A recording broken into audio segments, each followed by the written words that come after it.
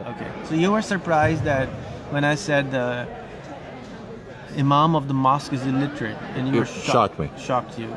And you're from Canada, and you have some Muslim friends who are the third generation, so you didn't have a clue. So this is what happens in Pakistan with imams. Even in this country, US, majority of the imams who come here are illiterate.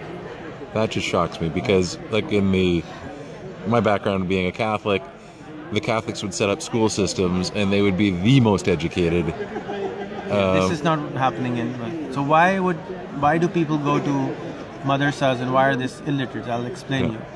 A lot of people in our country have a lot of babies. Very poor families. They would send their children. Some of them would send their children to madrasas. One, they go to heaven if they graduate. When they graduate. Number two, they get free food, free accommodation.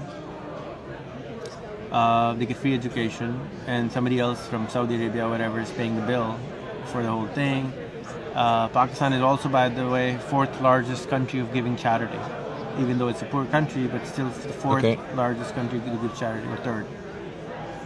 So they graduate. They're also very abused. It's not talked about, but they're very sexually abused in the madrasas. If it's not physical penetration, there's still a lot of touching going on in the madrasas. And I'm telling you based on my knowledge who have studied there. Okay. So they become a hafiz. A hafiz is a person who can recite the entire Quran by heart. They know the whole Quran. So they've memorized it. They memorize it, but they don't know anything what is written there. They don't know anything. So it's all oral history. It's all like reading a Japanese book or Arabic book, which they don't know what's going on in there. So they have very beautiful voice, they have beautiful recitation, but they never work on understanding the Quran. So 95% of the Muslim world does not understand what is inside the Quran. If they are not from Saudi Arabia or the Arab-speaking countries, they don't understand Quran, number one. Number two, like India, Pakistan, Bangladesh, these three countries. So all the teachings that they do are in a foreign language, so it's not even translated into their own language. It is translated, but they don't ever read it. So they're not encouraged to read the Quran in their own language also.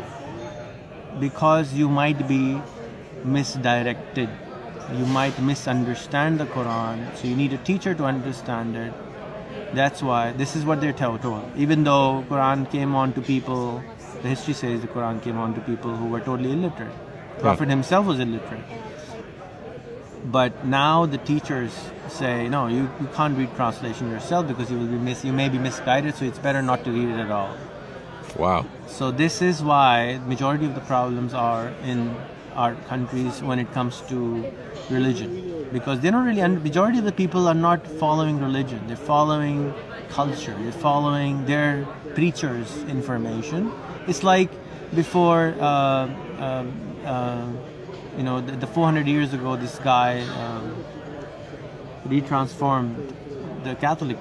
The Bibles were not allowed to be read even by the priests. Yeah. Right? So the bishops were having the Bible. So similar thing. The keys of the Bible are with the bishop. Even now in Islamic world, the understanding is only with the older teachers, and the younger ones are not encouraged to learn Arabic. They're not encouraged to understand the Quran. They are encouraged to understand the Quran in Urdu, some of them.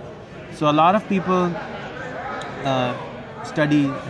become Hafiz. Majority become Hafiz. Hafiz is Hafiz what? is the person who can memorize the Quran and recite it, and he has a beautiful voice. Okay. So when they graduate, they come and become an imam or a muazzin, a caretaker of the mosque. Okay. So these are the two jobs that are guaranteed always. And they're majority of the time illiterate. They don't know how to read English. The majority of the time they know Urdu, because English is not taught in these madrasas. Okay. Some of the madrasas are now encouraged to give an exam for matriculation, which requires a very, very small version of English. Okay.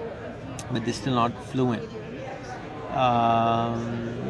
So that's the core. Majority Muslims, Islamic. So Pakistan, India, and Bangladesh, three countries combined are 600 million Muslims. Okay. And all these don't know what is in Quran. But they're Muslims, and they follow the holy book, which they don't understand. Wow. So whoever controls the interpretation of the book controls what they... And there are multiple interpretations which comes to... That's why you have the Wahhabis, the Sunnis, the Shias, because the interpretation decides. But it's culturally ingrained. You do what they're told, and you're not actually looking at understanding it yourself and interpreting it and you're saying... not even encouraged to do that. So, never read the Quran, can't speak intelligently on it, but if I look at the Bible, I find you'll find contradictions in it. Like in chapter 1 it could say this, and then it could say something completely different in chapter 20. Right. That opposite, similar things in the Quran, or... Well, I'm not learned enough to comment on that. Okay. But you can go to moment.net and download the whole English version of the Quran. Or you can go to Quran.org. The whole Quran is there. We converted the whole Quran into an audiobook in English, so you can download it from there. You can listen to it as an audiobook for that purpose. Because so do people? But I was told I might be murdered for that. Really? For just creating an audiobook version of it without the Arabic version, because people again might be misguided. But people who are doing this are doing it in good faith. They don't talk to people who are non-Muslims. Okay. I met a person. I was on a flight. 3 people were going to Nigeria for preaching, like Jehovah's Witnesses. Yep. And they told me they're going there for preaching Islam for 6 months.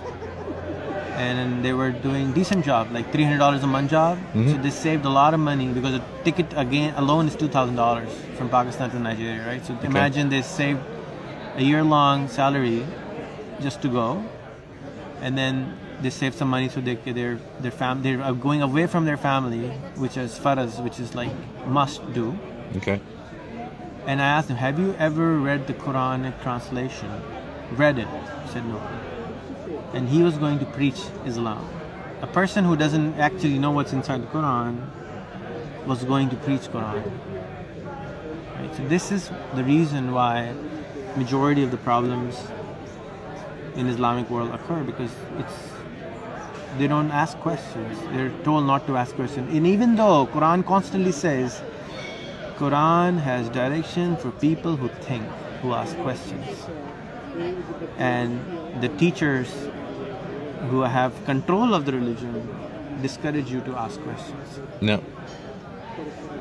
By you saying this and being recorded, are you risking, like, putting yourself at risk? Maybe. I don't know. I'm just saying what I know of. If I'm wrong, please, whoever is watching me can correct it.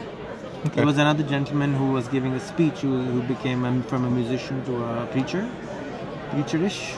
He started becoming very religious. He was giving a lecture an hour long. A minute-long video of it was taken out. It was put out of context. Sure, very easy to do. And people wanted to murder him.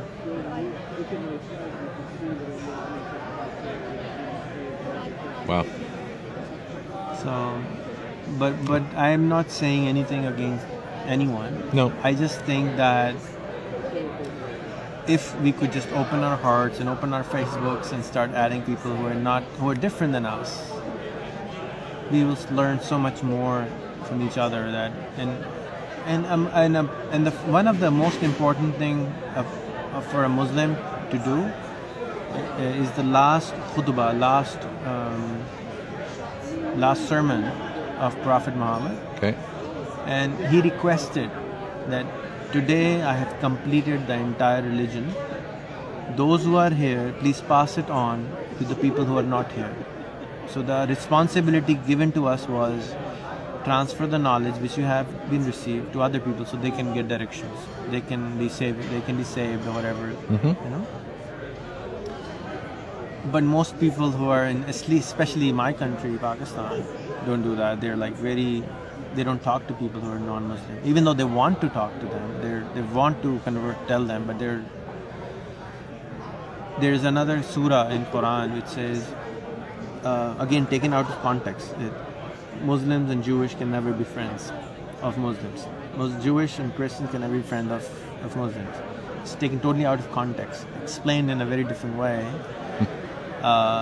So when I ask them to become friends on Facebook, even they get upset. They can never be our friend. Well, they're Facebook friends. They're not like your friends' friends. They're Facebook friends.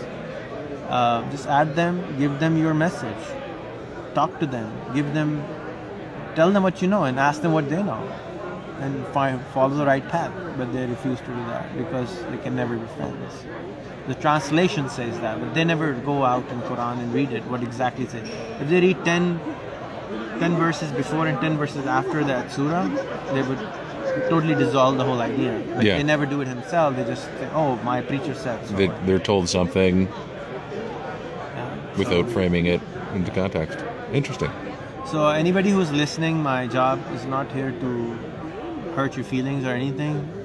I am a small student. If you find me incorrect, please correct me. Thank you.